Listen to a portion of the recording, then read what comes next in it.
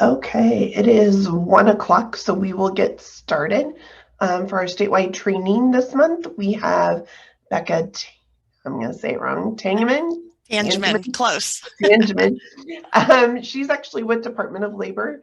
She recently became the program coordinator for the CSEP program, which is Senior Community Service Employment Program.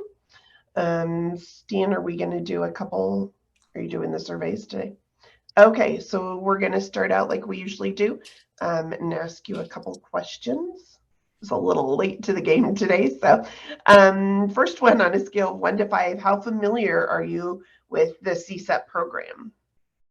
So, go ahead and answer that survey on your screen. I know we've got probably people starting to jump on coming back from lunch.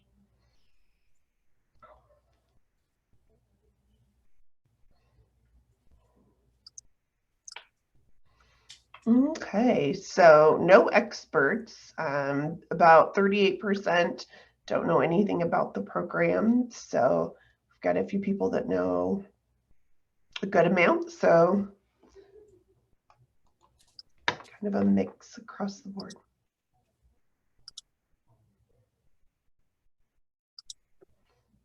And our next question, just seeing where everybody is from, maybe.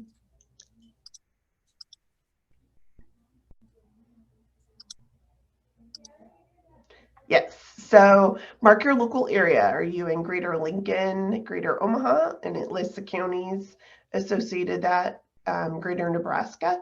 Do you work across multiple areas or do you do statewide programming?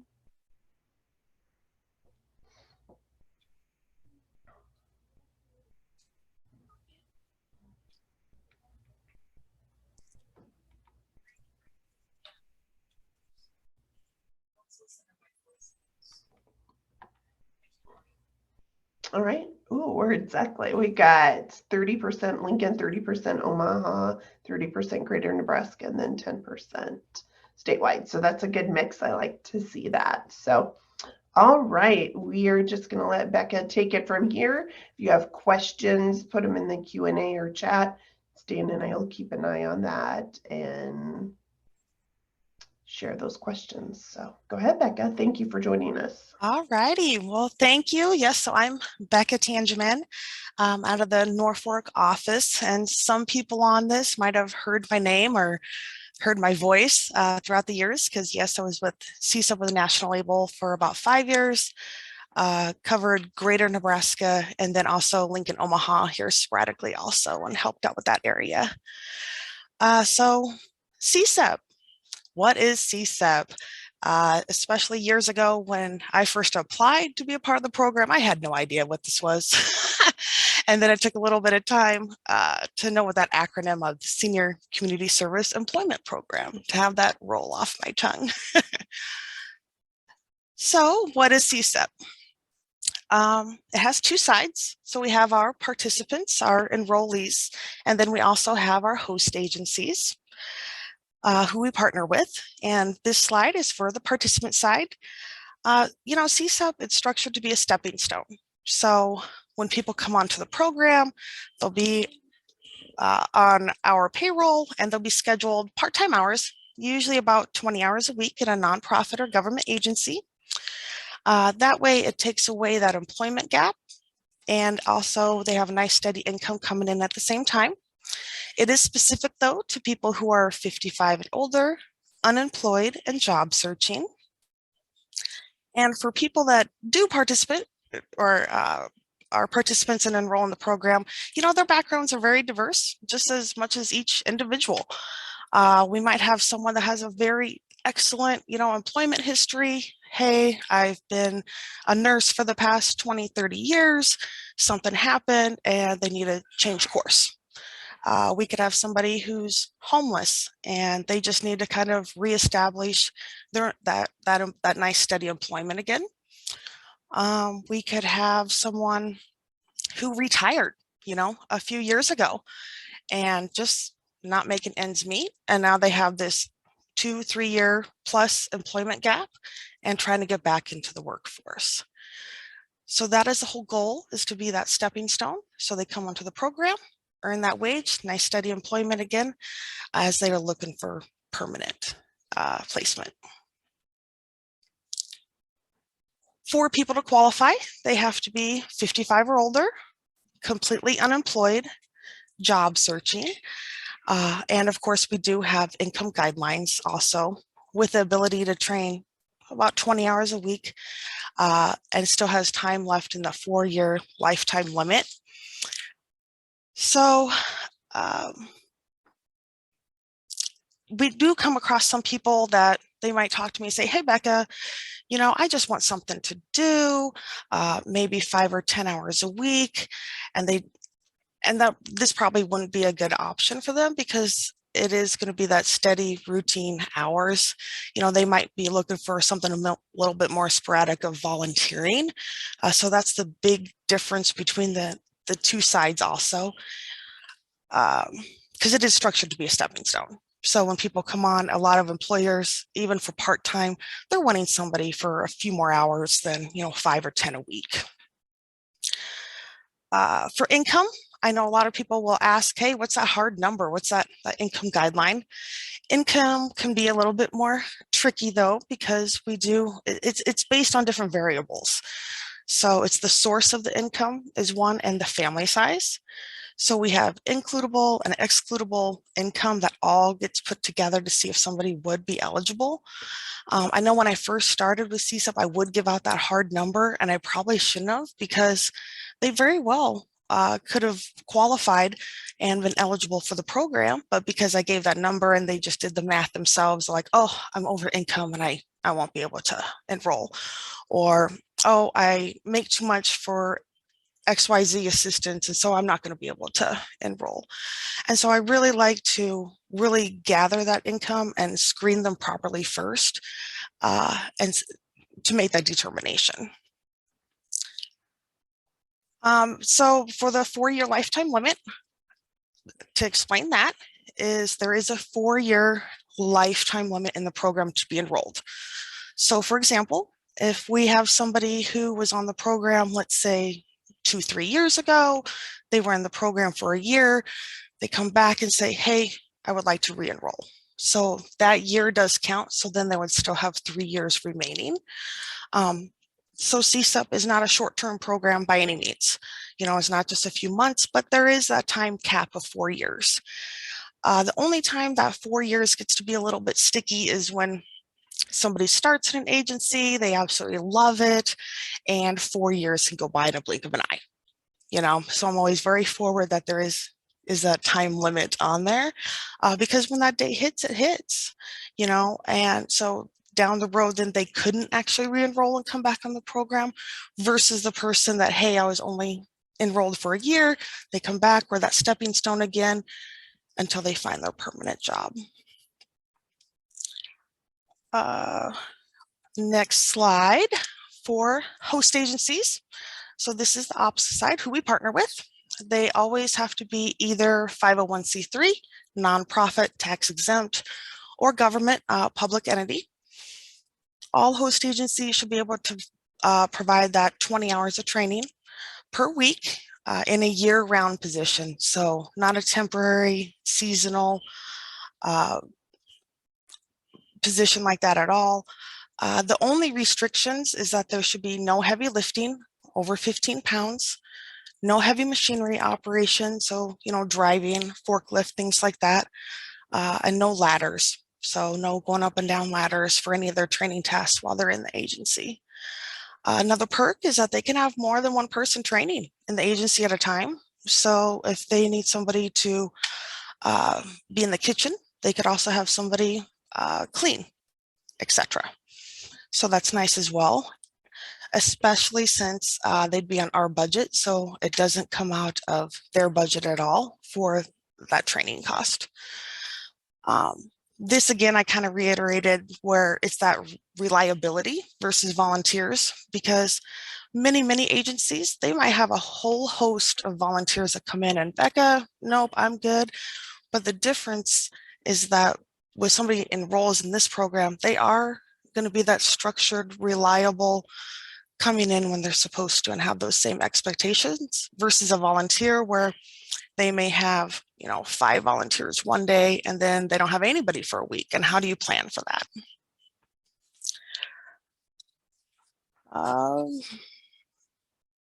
Next one, some examples. So our 501c3s, I just listed off a few here: senior centers, homeless shelters, thrift stores, food banks, government museums, libraries, schools, art centers. I think that covers pretty much, yeah, kind of a broad spectrum. And then, like I kind of touched on before, for the position examples, if they're depending on the agency, of course, cashier, kitchen, janitorial, office, customer service.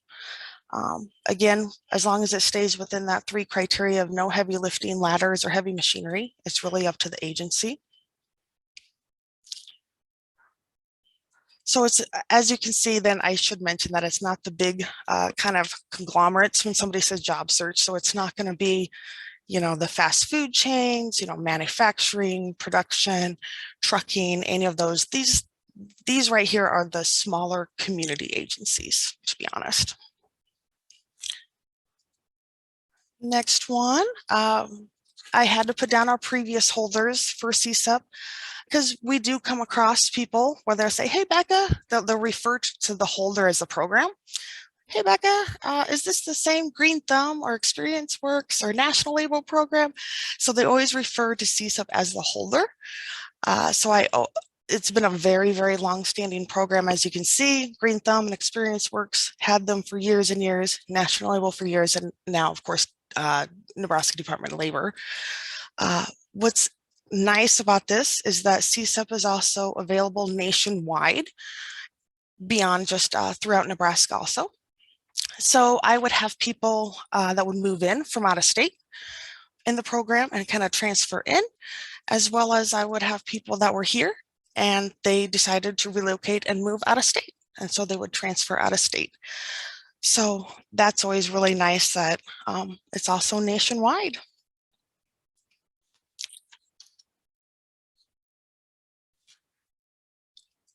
Referrals.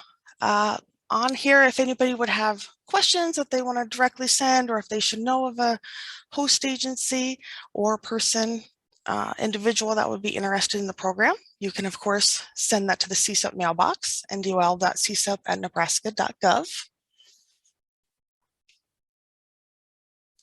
And I'll wait a couple of seconds if anybody wants to jot that down. And then I also have National Able's contact information also, with the phone number, and they can also go online to nationalable.org.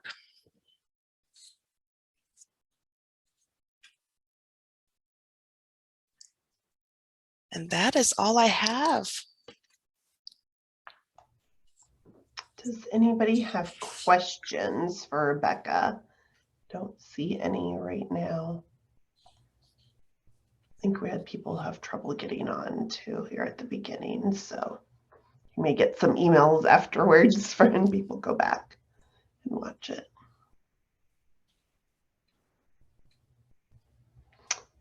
Okay, we'll give them 1 more minute.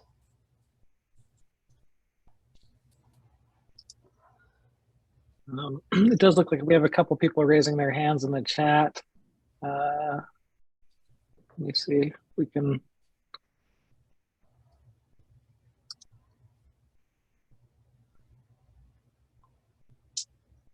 Larry, it looks like you had your hand raised. Did you want to ask a question?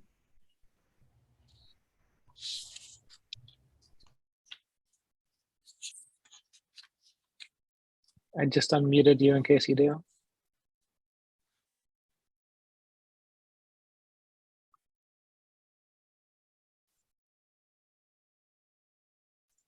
Okay. Looks like Pat Comfort also has a question. Let me. All right, Pat, I unmuted you as well in case you want to ask your question.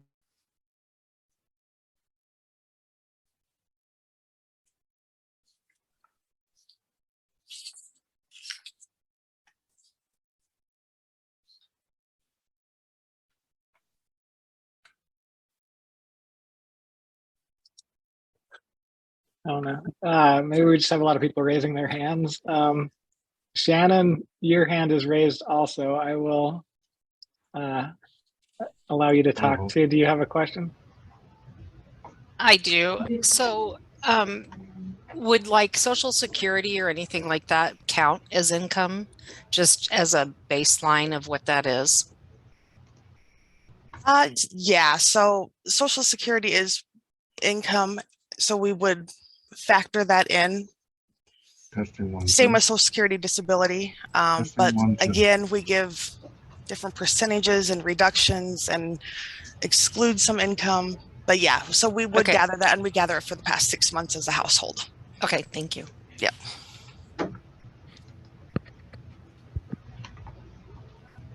Larry, I think we can hear you now. I might have my microphone repaired. Can you hear me out there?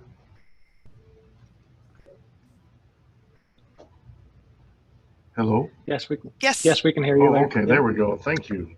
Yeah, it was for 4 years. And is there any talk about that expanding, first of all? Second, I understand there's a lot of training that they can do along with National Able to help them develop skills to learn another craft or do something new and different.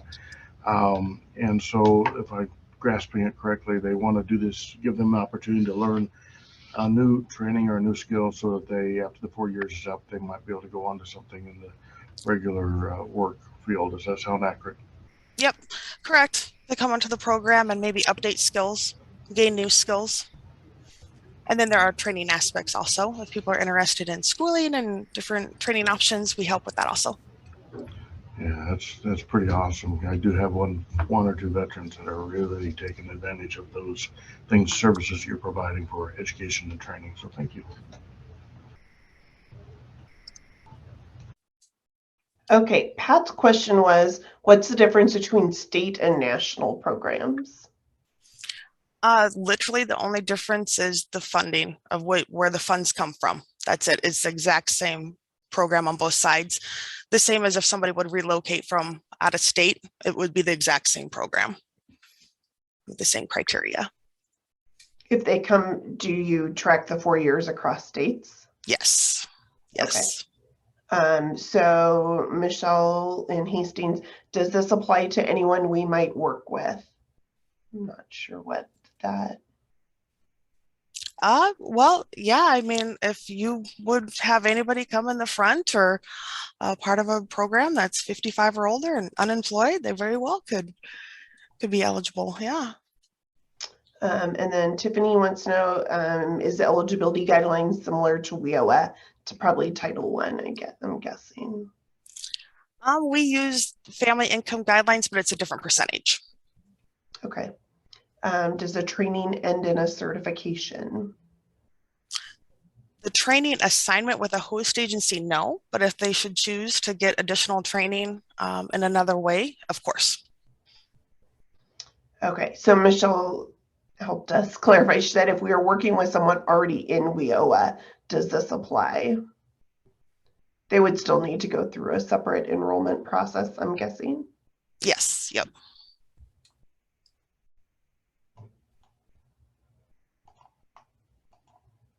Okay. Just making sure we don't have anybody else pop in here. Kind of started coming in fast. Yeah. No, please. Questions. This is much easier for me to have questions this way than go through a PowerPoint. So I much appreciate any questions. Larry wants to know if there's a date when there will be a rep in the Panhandle. Not an official date yet.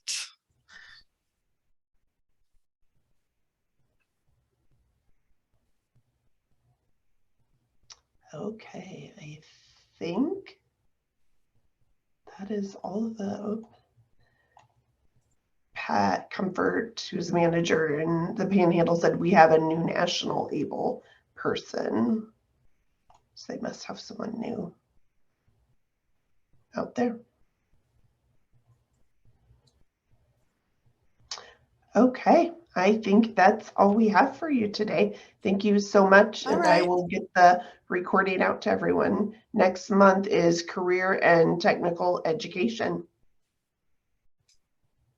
Perfect. Well, thank you so much. All right.